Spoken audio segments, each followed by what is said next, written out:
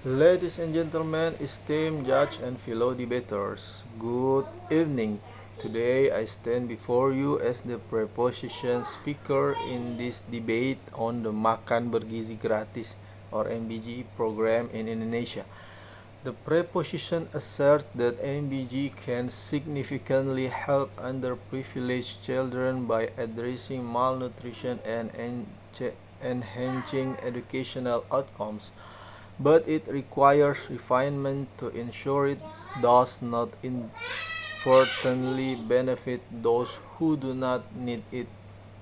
MBG launched in 2025 under President Prabowo Subianto's administration is a national initiative providing free nutrition meals to school children, pregnant women, and toddlers, aiming to combat stunting and malnutrition with a budget of 75 trillion by mid-2025.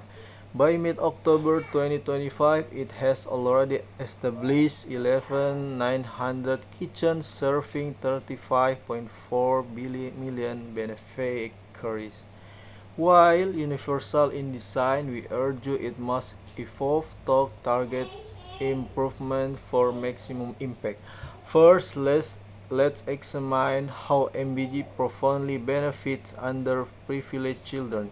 In Indonesia, malnutrition affects millions, with stunting rate hovering around 21% among children under 5, disproportionately impacting low-income families in rural 5 and urban slums. Free school meals like MBG directly tackle this by providing balanced nutrition, which research shows reduce food insecurity, obesity, and poor health outcomes. For instance, global studies on similar programs demonstrate that receiving free or reduced price lunch improve children's physical and mental well-being, boosting attendance and academic performance.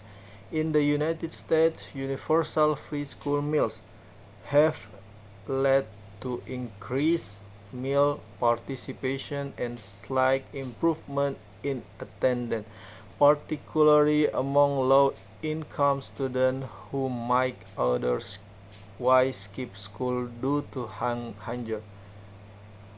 Closer to home, MBG is projected to stimulate economic growth by up to 900 trillion by enhancing human capital. Healthier kids mean better learners who break the cycle of poverty.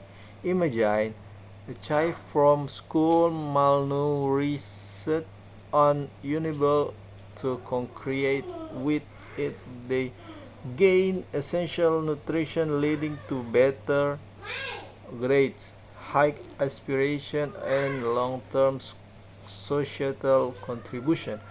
This isn't just it an investment in a nation's future, as President Prabowo himself stated, fostering national resilience against malnutrition challenges like undernutrition and micronutrient deficiencies. Moreover, evidence from international school feeding programs underscore this benefit. In developing countries, such initiatives keep children in classroom rather than working or drop out, directly alleviating poverty. A 2024 Canadian report highlights how school food programs act as a launchpad for children's success, improving health and educational quality. In the UK, update 2025 data show free school meals yield economic and health returns, especially for Indonesia children, often from households below the poverty line. MBG ensure at least one reliable nutrition meal daily, reducing the burden on parents and promoting equality. Without such program, these kids face heightened risk of development delays, perpetuating integrational poverty. However, while MBG's universal approach has merits in reducing stigma, where target programs might make needy children feel singled out. We must acknowledge its flaws and advocate for refinements. Currently, the program targets four main groups: school children, pregnant women, toddlers, and early childhood education students, reaching nearly 18 million by year's end. But without precise targeting, resources risk being dilute, benefiting affluent children whose families can afford meals, thus straining the budget and undermining efficiency. Global Challenge in School Feeding Program revealed that poor targeting excludes truly needy kids, especially in wealthier areas, as seen in a South African National School Nutrition Program. In the US, equity issues arise when universal program overlook specific vulnerabilities like food insecurity in high school. For MBG, this means potential ways why subsidized meal for children from middle class families when found could amplify support for the underprivileged.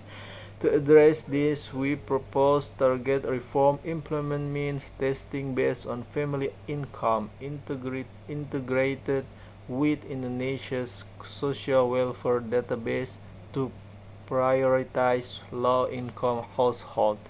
This could involve school-level assessment or digital verification to minimize administrative burdens. Additionally, collaborative with local communities and NGOs as suggested in UNICEF's Center for Excellence for MBG inaugurated in February 2025 to strengthen nutrition response. Such tweaks would enhance poor targeting, ensuring 20% more resources reach the bottom quartile. As noted in global analysis, staff shortages and distribution challenges common in school meal programs must also be tackled through training and local sourcing to boost sustainability. This improvement would not dismantle MBG but refine it, making it a model for equitable development. In conclusion, MBG is a vital tool for uplifting underprivileged children by combating hunger and fostering education, but it demands target engagement to avoid misallocation. By supporting this proposition, we champion a program that truly serves those in need, building a healthier, more prosperous Indonesia. Thank you.